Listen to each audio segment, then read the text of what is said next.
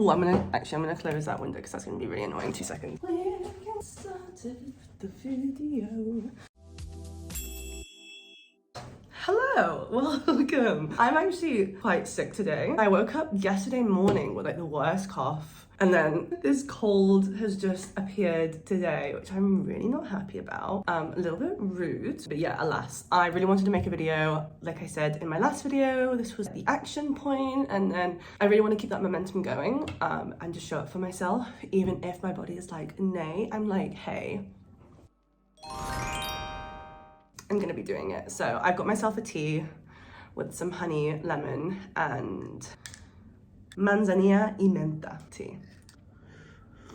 Good stuff, good stuff. So today's video, I really want to talk about things that I've learned in my early 20s, because the thing is I'm now 26, which is crazy to me. And I've learned a lot of things, actually a lot of them I've learned this year, but gradually over the years I've learned a lot of stuff. I really want to mention these points just because I feel like when I was in my early 20s, I wish someone had told me these things. And the irony is like that I did have some friends tell me, or this year my boyfriend told me a lot of things as well, like, hey, this is a warning sign, hey, this is a red flag in a friend, hey, this is fine, blah blah blah blah blah blah, and you're just like, yeah, whatever. But then it's not until it really it clicks in your own head that you realize, hey, these people were right. So I want this kind of to be a video that maybe if you're experiencing these things, you might resonate, experience, blah blah blah blah blah blah, you know what I mean. So I started off with 7 points, but now I ended up with 11, so this is going to be 11 points. Oh my days, I'm still getting used to this whole filming like myself, by the way, so sorry if it's a little bit awkward. Let me have another tea break. So these are going to be 11 points that I learned in my early 20s that I really do wish that I knew sooner, but alas, better late than never. So point number 1 is spending money on yourself is money well spent. What I mean by that is basically getting a therapist, getting a life coach, getting a PT, finding a course that you want to learn, something that is going to better yourself. And I 100% agree in getting your hair done, going out for a nice meal, buying yourself some cool clothes that you feel comfortable in is great. Also spend money on that. But what I mean, spending your money on something that is going to make you a stronger person mentally. Which, for instance, I really wish I got therapy sooner. All your problems and things, and you can just blurt them out, and it's great, and it's just so much better than keeping them in. So beneficial, do it. And a coach, life coach, if you need some kind of direction, if you feel lost, sometimes it is just great to not go to a friend, to not go to a family member, but just to go to someone who's completely non-biased and has experience in this area and can just help point you in the right direction and just keep you accountable, because that is one thing that I know that a lot of us struggle with, is accountability, and I have in my 20s so much, and I still am. So this is something that is so important. Like, I wouldn't have been making these videos if it wasn't for my therapist, who has been keeping me accountable. So alas. Like a PT, a teacher, a course as well, these things. Like, the whole point of a PT is sometimes, yes, you can learn a lot on the internet and you can figure out yourself. A PT helps you get there faster, I think. Especially if you're kind of starting out at the gym, you don't really know what's good for your body, because everybody's body's different, everybody's metabolism's different. And if you just need help, getting a PT, I think, is beneficial. You're investing in yourself. This is something so beautiful about being able to learn something new, like a language, or kind of a new career path. For instance, say if you want to get into coding, like do a coding course, or if you want to get better at your career, like do a course on that. And the thing is, there's so many courses out there now, like free and also paid. You're silly not to. Some of them take a weekend, some of them are like 8 weeks. Just learning something new, it's just so beneficial. All I'm trying to say is basically buying something that is very materialistic might give you happiness in the short term, but in the long term, working on yourself is going to make you so much happier. Number 2 is that friends come and go, but you really need to cherish the real ones. And what I mean by that is that throughout the years, I've moved around a lot. I've met so many different people. I've met people through Bumble BFF. I've met people through Instagram. I've met people through friends of friends. The list goes on. I've met friends in loads of different ways. And I'm someone who easily makes friends, in the sense of I find it very easy to talk to new people and all that kind of stuff. But I have a really hard time knowing which ones like genuine and which one's not. This is something I'm getting better at. Not everybody you meet is going to have your best interests at heart. Sometimes you outgrow people, or maybe they do something you don't like, or they wrong you, or you wrong them, or you have different goals in life. Life takes you on different routes. You move away, they move away. Life happens, and that's okay. And this is a very good point. A couple of years ago, I actually learned the whole thing about, like, you know, if you have a breakup, or you lose a friend, or, you know, you meet someone, a stranger, and you've had like a 10-minute interaction with them, you're never going to see them again. Every person that you meet, you will gain something from them. And the person that you are now is basically like a mixture of all these people that you've met. Like, we all exchange like thoughts and feelings and like personalities. And I feel like as much as we are ourselves, we are also the people that we've interacted with in our life. So even if a friendship comes to an end, I think it's a really nice idea to think, well, it was nice while it lasted, we go our separate ways. I learned this about myself in the sense of I'm not going to tolerate this from a friendship again. These are the red flags I need to look out for in friendships, or that person taught me how to make a really good chai tea latte, I don't know. And then when it comes to the real friends, I think it's so important, and through the years maybe I have neglected some of my true friends for other friendships, because like the short-lived ones, because maybe they were closer to me or something, I don't know, and I just might have cherished the wrong people for the wrong reasons, and then they leave, and the true friends are the ones that are still there. I'm gonna blow my nose, and this is gonna be so gross because I'm awful. Grimo. Number 3 is to put yourself first, make time for self-love, and to be nicer to yourself. So this one really drives home. I have been so nasty to myself in the past, in the sense of, you know, I have really bad imposter syndrome. I feel like there's people better than me, there's people prettier than me, there's people who are smarter than me, etc. And just, I haven't been my best friend. And it's so funny because I'll go and give my friends the best advice and I'll be their cheerleader, but then I cannot even do that for myself. And that has been so sad during my 20s, and I'm coming to that realization now that I am my own hype woman, and if I want to do something I can do it. And it's difficult, it is, and I think it's in everybody's nature that we don't want to hype ourselves up, or we don't believe in ourselves, but then other people do. But I think it's really important that, you know, we take the time to love ourselves, do stuff that we want to do, and make time for self-love, essentially. And what I mean by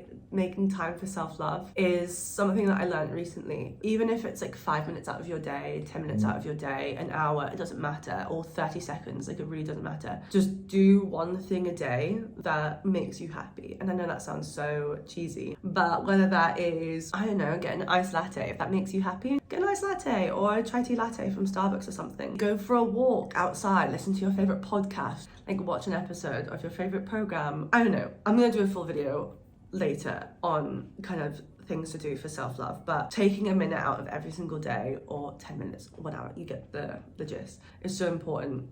Another thing as well is like putting myself first is something that I've learned in my early 20s, and again kind of this year. I would, a lot of the time, even if I didn't want to do something or I wanted to say no, I would still follow through with stuff, or say yes, or bend over backwards for people, even if I didn't want to do it, because I didn't want to disappoint them, and then that disappointment turn into them not wanting to be my friend anymore, which is so sad, again, because I remember this year I said to a friend of mine, actually quite a new friend of mine, I was like, hey, I can't meet today just because, you know, I'm not really feeling like it. And her response was so nice. She's like, that's fine, like we're allowed to have those days when we don't want to do anything, don't worry about it, we'll rearrange. And that feeling of like, oh my god, she's okay with me cancelling because I didn't feel mentally up for meeting, that's something I hadn't felt ever, because I never would say no, I would always say yes. And when I did say no, I felt this incredible guilt, and it would like eat me alive that evening. Like, say if my friends wanted to go out and I said no, like I don't want to go out, I would then feel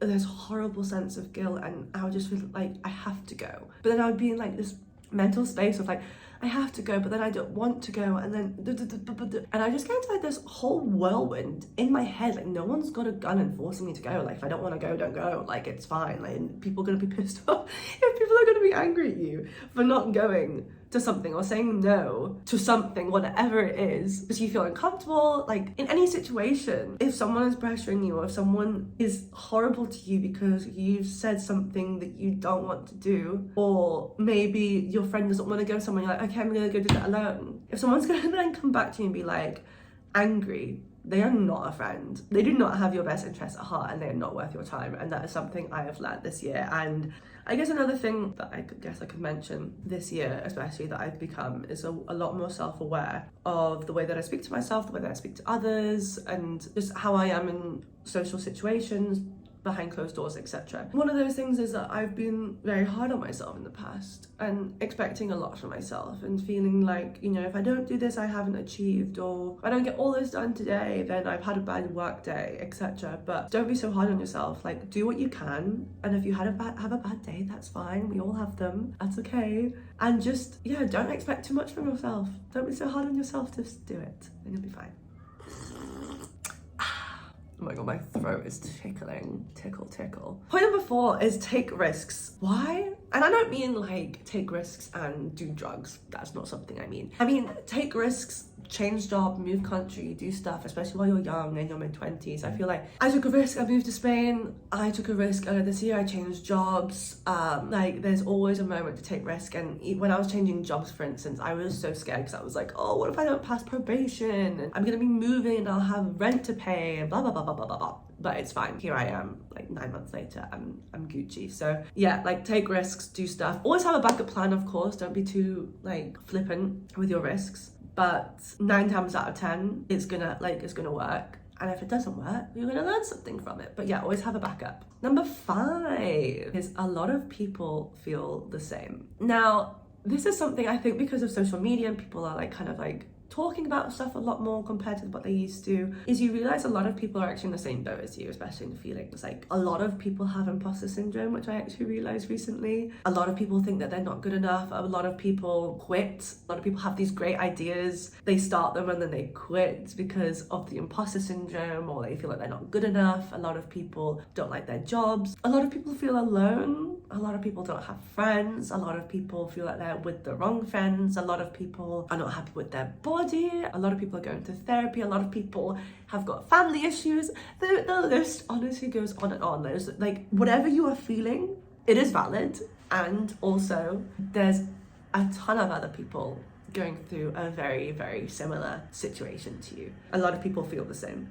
And it's super important to realize that you are not alone in any situation. We are all, the older I get, the more I realize there has never been an original idea. There's never been an original feeling. We are all extremely similar. Basically, remember, most people have no idea what they're doing. They're just as lost as you are, but they're better at faking it. Number 6, which I don't know if many people will agree with. I'm not really sure, but this one is something I learned recently, and actually a friend of mine mentioned it to me too, is reading more fiction, watching movies and series, and not seeing it as a waste of time.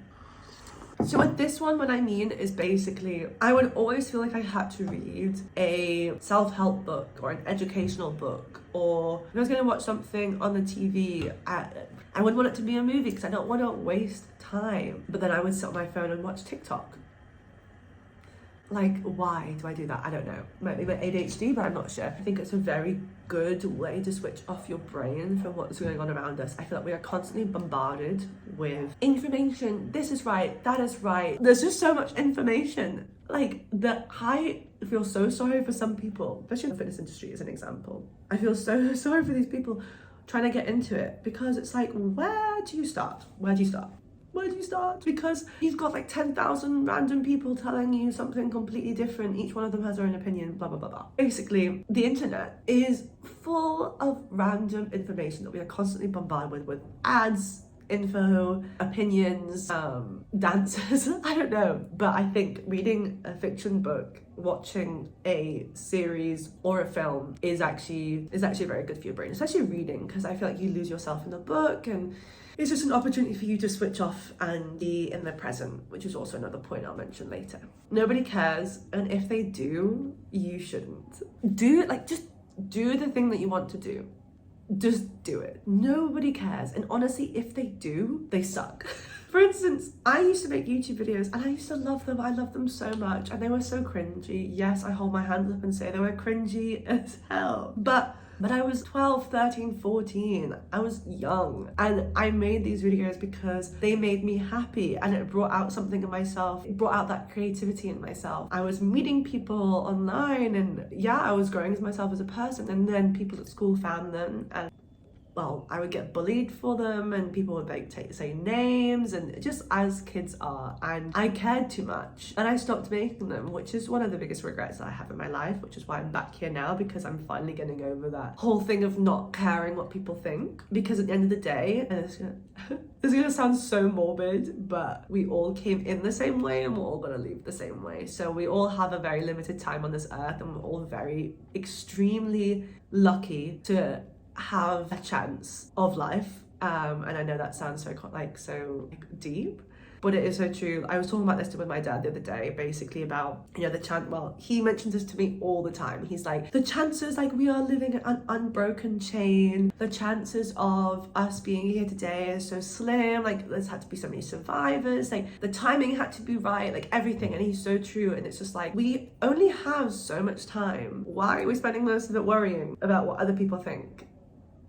Just do it. Who cares? Like, go outside, learn how to skateboard, put on those protectors, go for it. Who cares if people look at you if you fall? Who cares?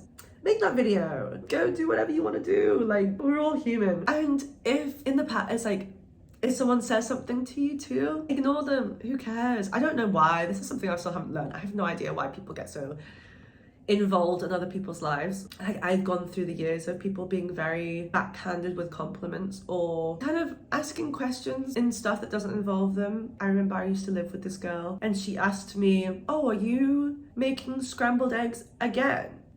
Like, yeah, I am. Is that a problem? Like, I'm not force feeding you the eggs. Like, I'm gonna make them and make them myself. But it was just the way she said it was just such attitude. And I was like, why? Like, what are you gaining from this? I don't get it. I don't understand. But the best thing to do in those situations is just ignore it. Like, whatever. You do you. Like, you're not affecting me. Bye. Don't let other people's actions affect you so much. It doesn't matter. And I think that as well comes from the whole self-love thing, because I think if you're more sure of yourself and you love yourself, you're not as affected by what other people say, because you're like, well, I'm great, so don't know what you're trying to say here. Okay, next point, the effects stress has on the body. And when I say stress, I mean from lack of sleep, work, school. There's so many things that can cause stress to the body, but I didn't realize the absolute effects of it. And you might not even notice that you're stressed. But I feel like if you're feeling constantly anxious or overwhelmed, it's your body reacting to stress. And I just think that's an important one. I've realised how important a good night's sleep is. And that's something I neglected for a lot of years, and I'm probably going to pay the price that later on in life, but not getting enough sleep. And sleeping like maybe 5-6 hours on average when I should be getting 8+ hours. I mean, I know that everybody has a different threshold for how much sleep they need, but I definitely do notice a difference with anxiety and my ADHD when I have more sleep. And that's one thing that's come out a lot and has been spoken about, is the importance of a high quality sleep and how it affects so many other aspects of your life. And next one, look after your skin. When I was younger, it's like, I would be like, yeah, I'm not gonna wear sunscreen because I'm gonna go tan. Or I'm gonna go to the beach and tan for an hour without sunscreen, but then I'm gonna put on sunscreen and then it's gonna be fine. No, just put on sunscreen. Doesn't matter if it's cloudy, doesn't matter, just put on, put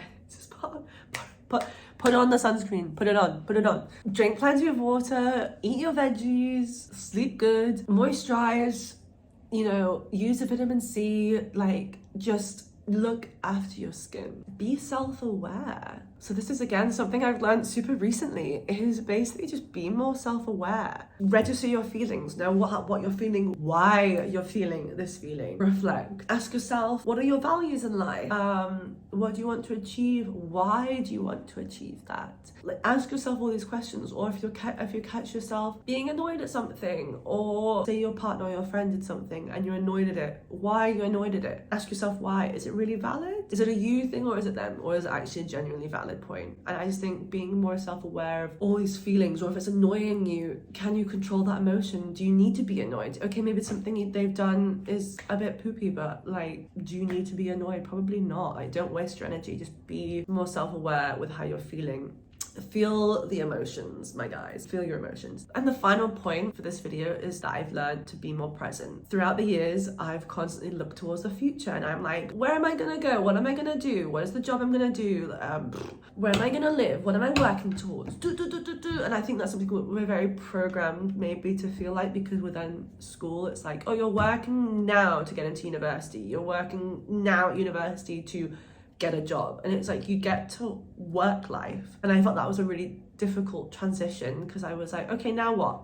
Now what? What am I working towards? What am I working? Obviously, you can always work towards the promotion, but it's not always that easy, in the sense of maybe you don't like the industry of work you're in. Maybe you start working and you're like, I don't really actually like this. This is not what I want to do. And you might feel really lost, and I know a lot of people do, and I did, and I was really confused, and I went into a bit of like a whirlwind of like, I don't know what I'm doing with my life. Am I a failure? And that kind of sparked off my imposter syndrome and all the kind of stuff. Everything like is like a domino effect. But essentially, I've recently tried to stop focusing so much on the future and just focusing on the now, because if you focus on the future, there's so much between now and then that you can get very easily overwhelmed. For me, it's like, okay, just 1% at a time, I'm gonna get better, and not to bite off more than I can chew. Just be present. What do I want to do today? What do I want to do, and what do I have to do today? That is it. And just one step at a time. And that's great, because the present is all we have. That is all we have. Thank you so much for watching this video. I'm so sorry if I blabbed and blabbed and blabbed. I feel like I do this a lot, and if you're one of my friends, you know that I do this a lot, because whenever I send a voice note, it's like off on my podcast. Yeah, but I really hope you enjoyed some of the points that I've learned over the years. And again, I'm still learning. I'm 26. I've still got like a hell of a way to go.